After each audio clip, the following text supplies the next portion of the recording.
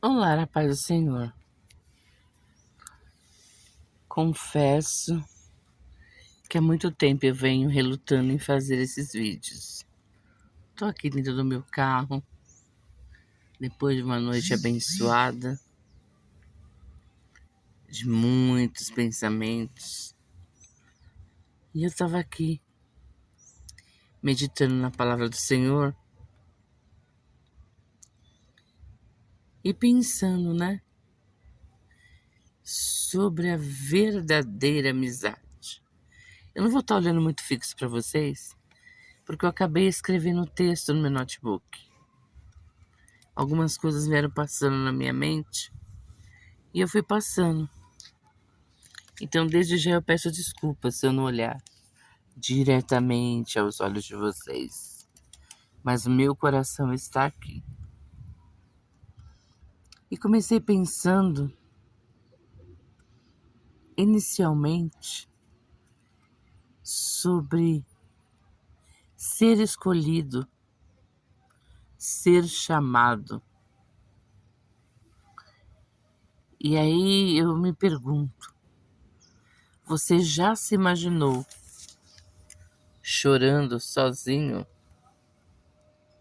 ajoelhado no seu quarto, ou como eu, dentro do seu carro, sentindo que apesar de estar cercado de pessoas dentro de uma igreja, ou nos seus contatos de WhatsApp, ou no seu Facebook, Instagram, sei lá, porque hoje a amizade se tornou tão virtual do que presencial, né?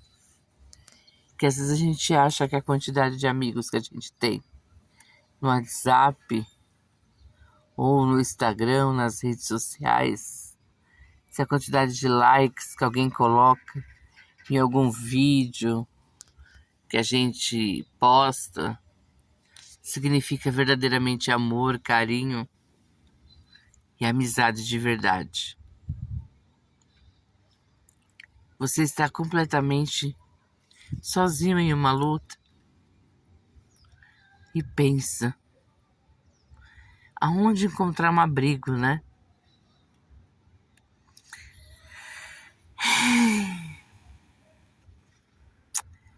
Eu inicio falando para vocês que servir a Deus é maravilhoso.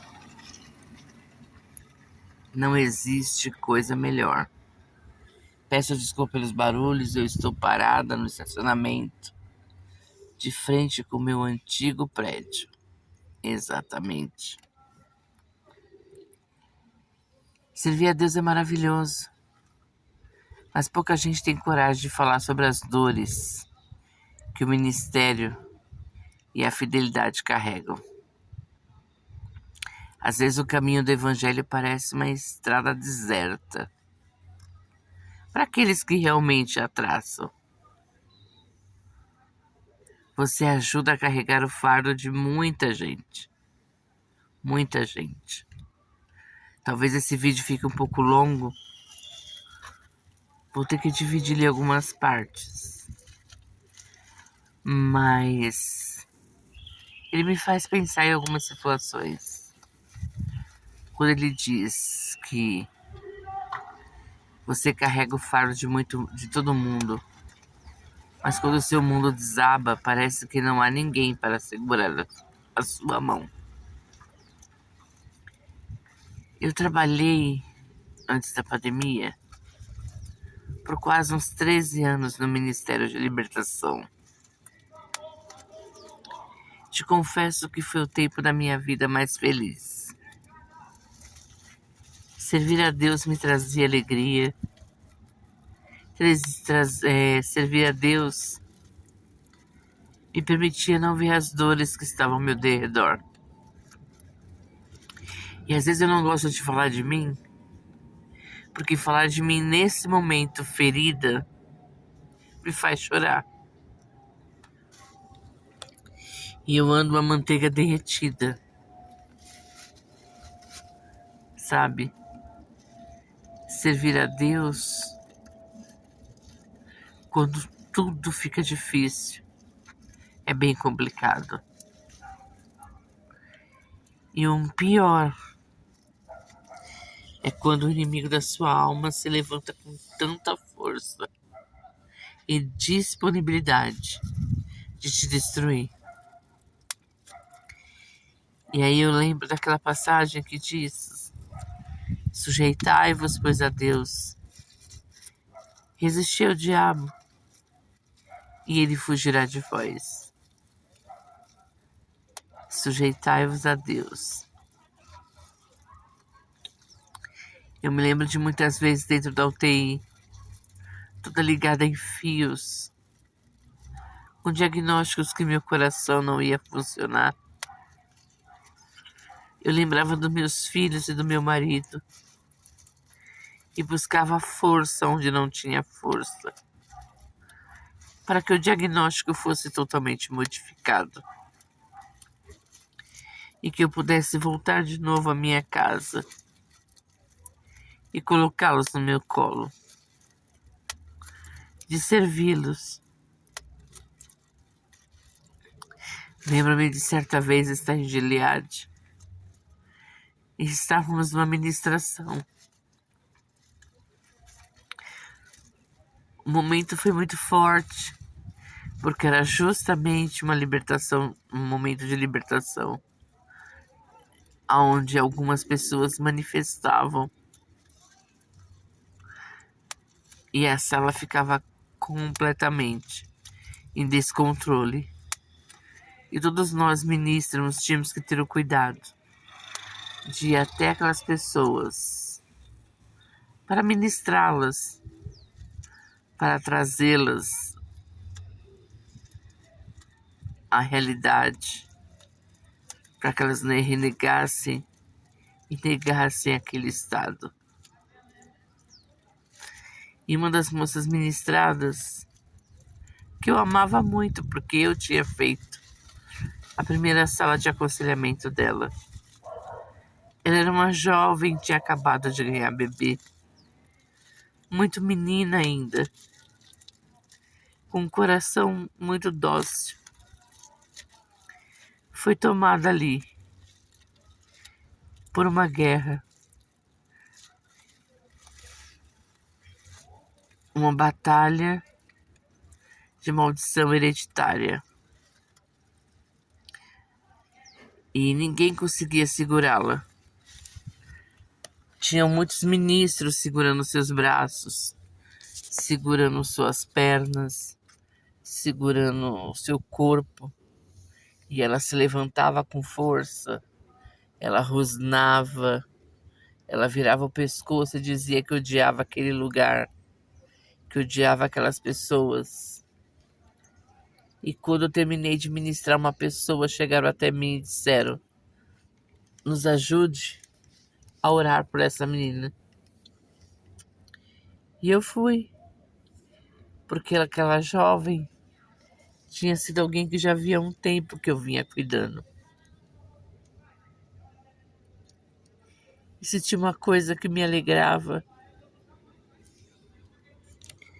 era ouvir a vida das pessoas. Era ver o Senhor Jesus entrando em lugares onde ninguém podia entrar. Era viver literalmente Isaías 61, quando eu via que Jesus tinha realmente vindo para libertar os que estavam em prisões e dar ordem de liberdade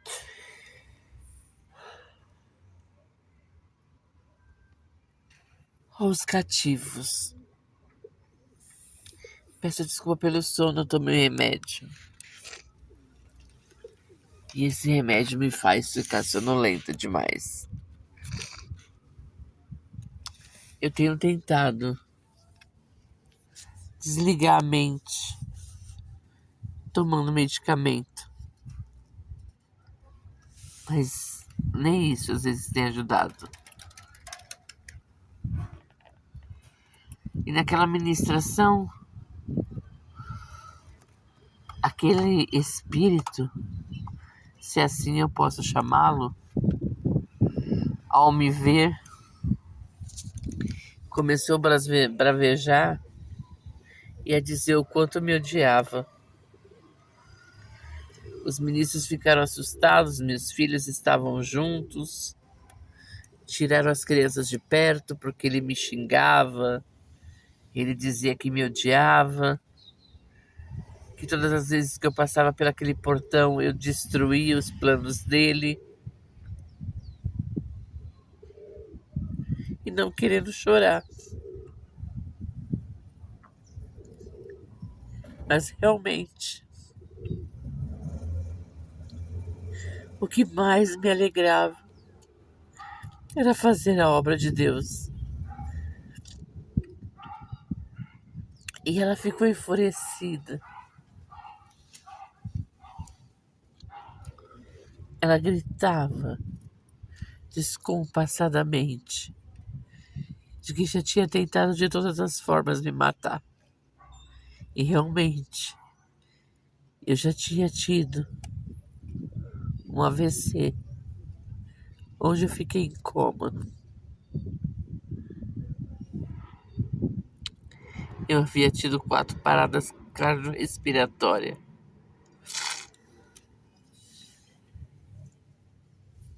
a qual eu morri e ressuscitei. E ela gritava em alta voz e dizia: você incomoda o inferno. Os seus pés são movidos no inferno. E o que eu quero te dizer com isso? O diabo não brincou de ser diabo. Ele veio com força e destruiu minha casa.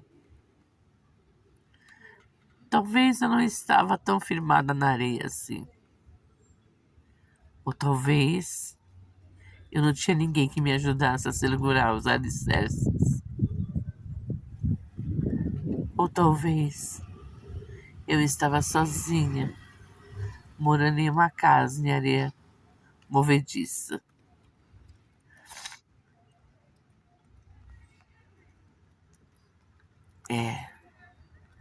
Servir a Deus é maravilhoso. Mas poucas pessoas têm coragem de falar sobre a dor que o ministério e a fidelidade carregam. Às vezes o caminho do evangelho parece uma estrada deserta. Você ajuda a carregar o fardo de muitas pessoas. Hoje nem tanto, porque eu bloqueei muito o meu número. Mas o meu celular vivia ligando, vivia tocando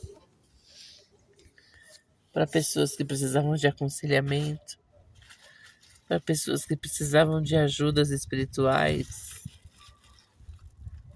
para ministrar, para pregar, para ir orar, muitas vezes para levar uma cesta básica. Eu não acho que isso é errado. Mas quando o meu mundo desabou, parece que eu não encontrei ninguém para segurar a minha mão. Muitos se faziam de bonzinho. Ah, pastora, tudo vai dar certo. Ah, pastora, se eu pudesse eu te ajudava. Ah, pastora, eu não conheço ninguém que possa orar. Outros me xingaram. Outros ouviram a voz daqueles que me caluniaram. Outros apoiaram os que me caluniaram. Alguns me julgaram e me abandonaram. Essa sensação de isolamento não significa falta de fé. Significa apenas que você é humano. A verdade é que a caminhada cristã exige sacrifícios que a maioria não está disposta a pagar. E é por isso que muitos se afastam quando a tempestade chega exatamente perto de você. E eu sei o que é isso. tentar segurar o remo sozinha. Eu achava que se eu lutasse pelas pessoas e que se algum dia Satanás tentasse me destruir, essas pessoas ou essa pessoa iria se levantar como um grande escudeiro. E talvez não soubesse como guerrear, mas saberia como orar, né? Saberia abrir mão, a não abrir mão. Em outro vídeo, o quanto lutei. Porque existem umas frases aí que dizem que a mulher sábia edifica sua casa, que a mulher deve sempre estar orando em favor da sua casa. E o marido? E o companheiro?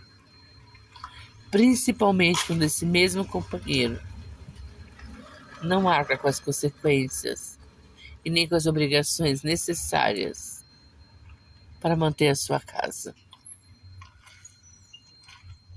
E o mínimo que ele podia fazer era orar com você.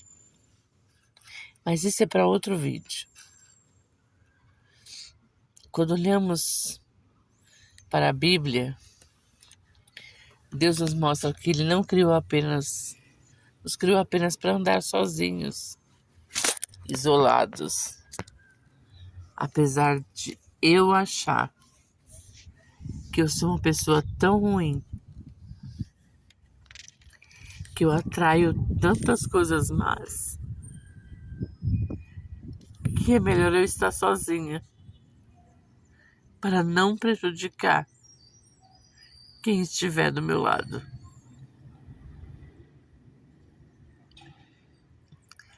Aqui na palavra de Deus, Deus levanta respostas em forma de pessoas. Pense em Davi e Jonas. Davi estava sendo caçado pelo rei Saul.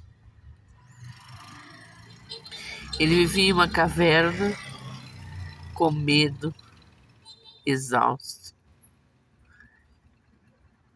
E nesses últimos tempos, eu tenho me sentido assim. Deus me jogou dentro de uma caverna, com medo, exausta, cansada, sem rumo, sem fé. Mas em meio a toda essa luta, Deus levanta Jonas, que era justamente o filho do perseguidor. Mas a Bíblia diz que a alma de Jonas, ela se ligou à alma de Davi. Houve uma ligação espiritual muito forte. E Jonas, apesar de tudo ser o contrário, porque o seu próprio pai queria aniquilar Davi para não se assentar no trono, que futuramente seria de herança de Jonas. Mesmo assim, Jonas não abandonou Davi. Nos seus piores momentos, ele esteve ao lado de Davi. Pelo contrário, ele arriscou a sua própria pele para proteger o seu amigo. Porque a verdadeira amizade cristã não nasce em festas, mas se consolida dentro de cavernas, dentro de vales escuros, dentro de desertos. A verdadeira amizade cristã não nasce em cenários de alegria e de festas, mas acontece como aconteceu com Jonas. Aquele irmão que começou a se doar a Davi, ele entra no cenário de dor. E é assim que deve ser. Um verdadeiro irmão em Cristo, ele entra no cenário de dor com você quando todos os outros estão saindo. E na maioria estão te julgando. Lembra-me também de duas mulheres. Sim, duas mulheres. Ruth, depois de ver, né, todo o seu futuro destruído,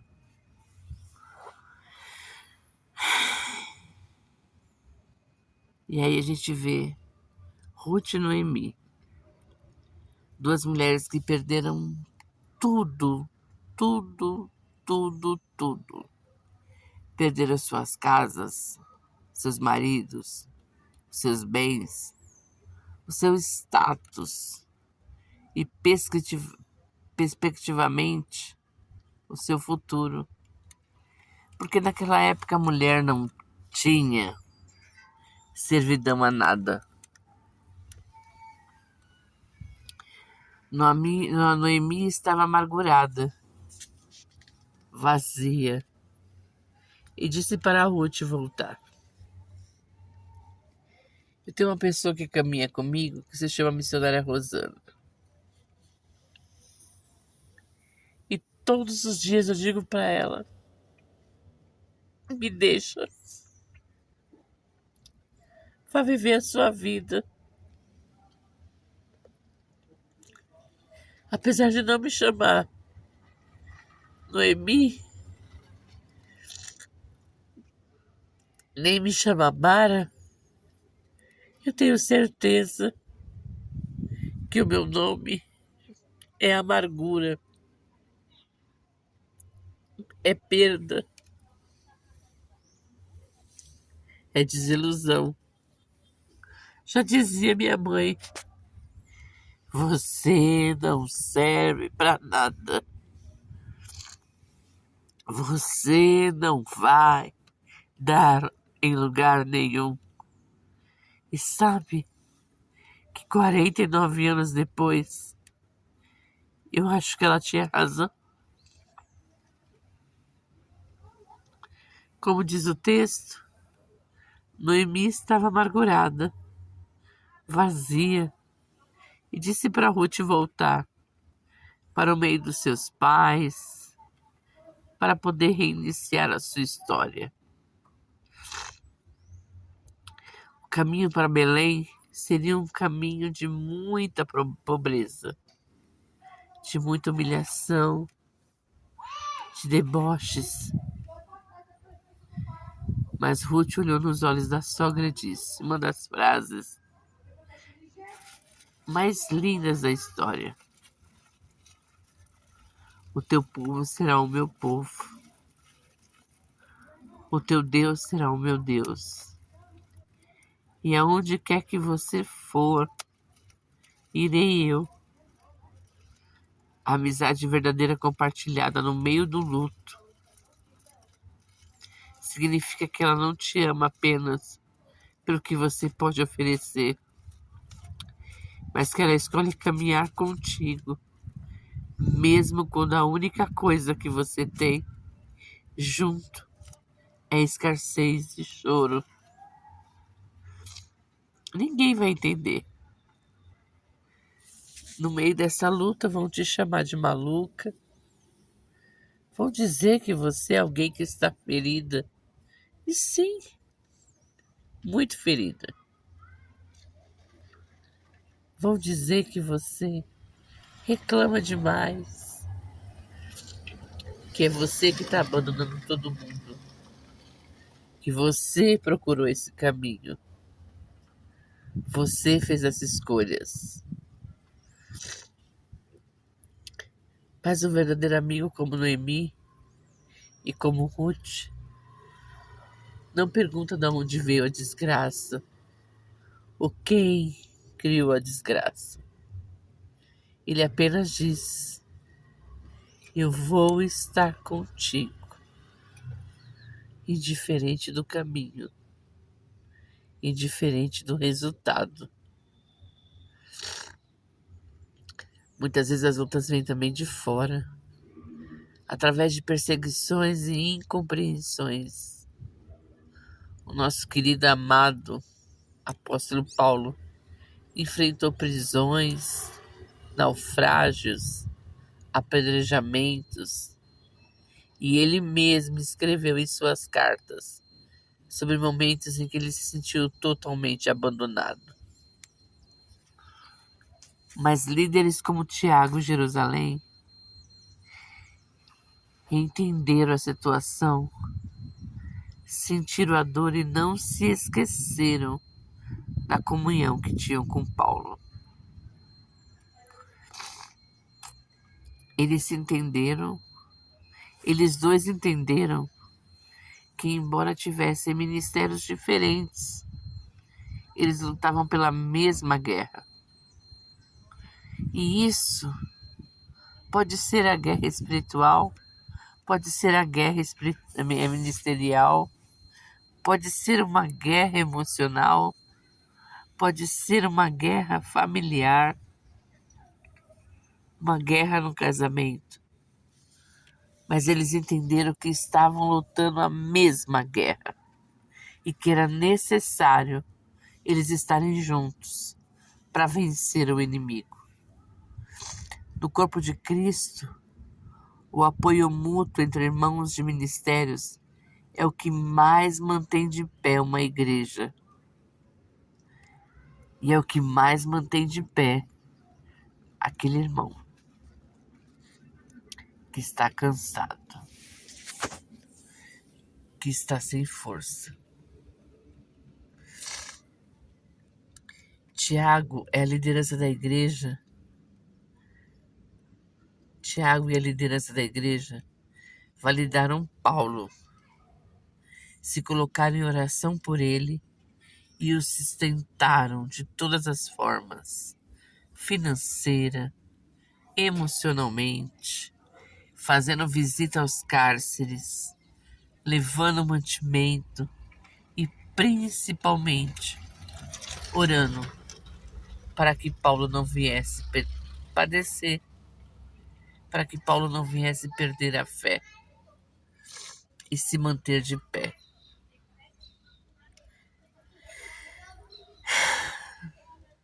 Tiago é a liderança da igreja que validaram Paulo, oraram e sustentaram ele de todas as formas, como já foi dito. Nós, nesse tempo, precisamos de amigos que defendam nosso nome, não nas nossas frente, mas nas nossas costas. Amigos que cheguem diante do inimigo e citem os nossos nomes, clamando para que eles possam tirar as suas garras e não destruir aquele soldado que um dia lutou por você. Precisamos de amigos que nos defendam, que defendam o nosso nome, a nossa fé, pelas costas, quando o mundo todo tenta nos apedrejar. E para concluir esse vídeo que já ficou longo, se você hoje está vivendo essa dor de servir e de se ver sozinho no caminho, eu quero te dar um aviso. E eu quero me dar um aviso. Esse vídeo é muito mais para mim do que para você. Deus conhece a sua fidelidade. Jesus compreende perfeitamente a dor da solidão, pois ele mesmo foi abandonado pelos seus próprios discípulos na hora mais escura do Getsêmani. Não feche o seu coração por causa das decepções. E tá difícil, viu? Eu me sinto amarga. Eu me sinto cansada. Mas eu preciso acreditar que ainda existem Jonas, que ainda existe Rutes e que ainda sobrevivem na igreja Tiagos que oram, que lutam para nos enviar vida e, acima de tudo, lembrar das promessas. E o Senhor nos diz: eis que estou convosco todos os dias. Você nunca está totalmente só. Deus está moldando o seu caráter no silêncio. Aguente firme. Compartilhe esse vídeo com aquele amigo que você sabe que está precisando, que está passando por uma luta em silêncio. Que Deus abençoe a sua caminhada e que Ele te dê força, graça e paz nessa manhã que se inicia. Um beijo da pastora Gorete e fica com Deus.